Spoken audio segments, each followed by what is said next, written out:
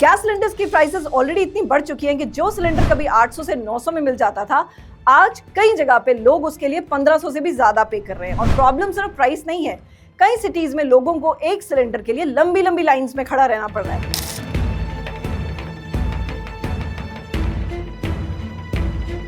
सोचिए, अब घर भी चलाना है, काम पर भी जाना और बीच में एक सिलेंडर लेने के लिए घंटों लाइन में लगना पड़ रहा है। लोगों का फ्रस्ट्रेशन यही है कि वॉर मिडिल ईस्ट में हो रहा है, ऑयल पॉलिटिक्स वहां हो रही है, लेकिन हरासमेंट इंडिया के आम हाउस होल्ड्स को झेलना पड़ता है। अब जब गैस महंगी होती है तो उसका इम्पैक्ट सिर्फ किचन तक लिमिटेड नहीं रहता। पेट्रोल महंगा होता है, डीजल महंगा होता है, ट्रांसपोर्ट महंगा होता है, धीरे धीरे पूरी इकोनॉमी महंगी होती है। हाय, आई एम प्रदीप और welcome to my YouTube channel the real room with Pradeep. आज हम समझने की कोशिश करेंगे कि कैसे एलपीजी सिलेंडर प्राइस हाइक सिर्फ एक किचन का इशू नहीं है, बल्कि ग्लोबल पॉलिटिक्स, ऑयल सप्लाई और गवर्नमेंट पॉलिसी से डायरेक्टली लिंक है। और सबसे इंपॉर्टेंट है कि ऐसे क्राइसिस के वक्त इंडियन गवर्नमेंट अपने सिटीजन्स को कैसे प्रोटेक्ट करेगी। सबसे पहले ग्लोबल रियलिटी को समझते हैं। इंडिया अपनी एलपीजी डिमांड का 60% से भी ज्यादा इंपोर्ट करता है, मतलब एलपीजी का एक बड़ा हिस्सा इंडिया बाहर से लाता है।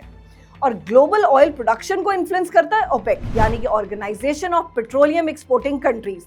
जब ऑयल प्रोड्यूसिंग कंट्रीज प्रोडक्शन कम या ज्यादा करती हैं तो ऑयल प्राइसेस ग्लोबली फ्लक्चुएट करते हैं।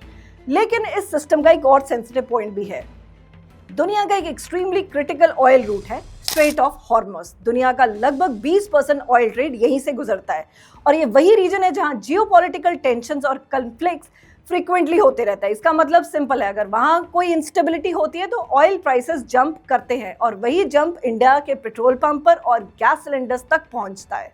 अब जब ग्लोबल प्राइसेस इंक्रीज होते हैं तो गवर्नमेंट को डिसाइड करना पड़ता है कि इसका इम्पैक्ट कैसे मैनेज किया जाए। इसी कॉन्टेक्स्ट में लॉन्च हुई थी प्रधानमंत्री उज्ज्वला योजना।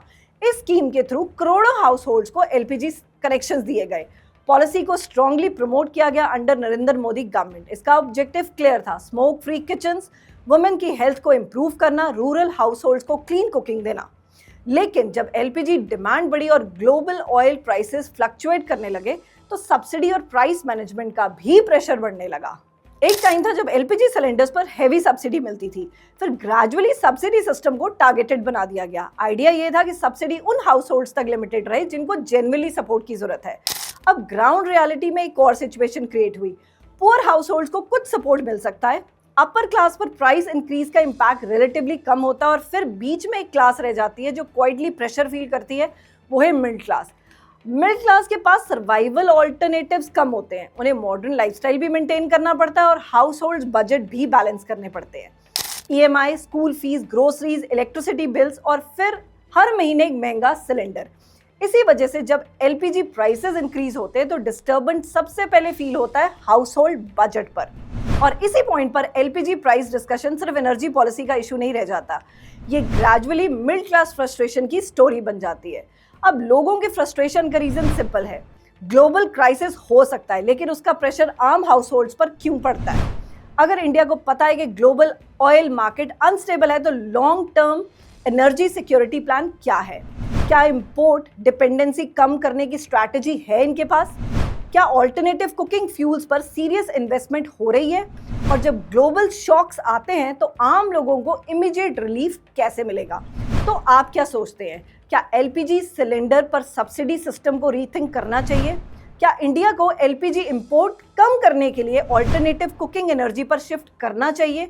और जब ग्लोबल क्राइसिस होता है तो आम हाउस होल्ड्स को प्रोटेक्ट करने के लिए गवर्नमेंट को और क्या स्टेप्स लेने चाहिए? अपने ओपिनियन कमेंट सेक्शन में जरूर शेयर करें।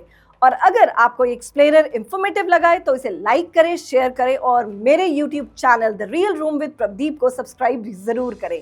See you in the next video, till then take care, bye bye.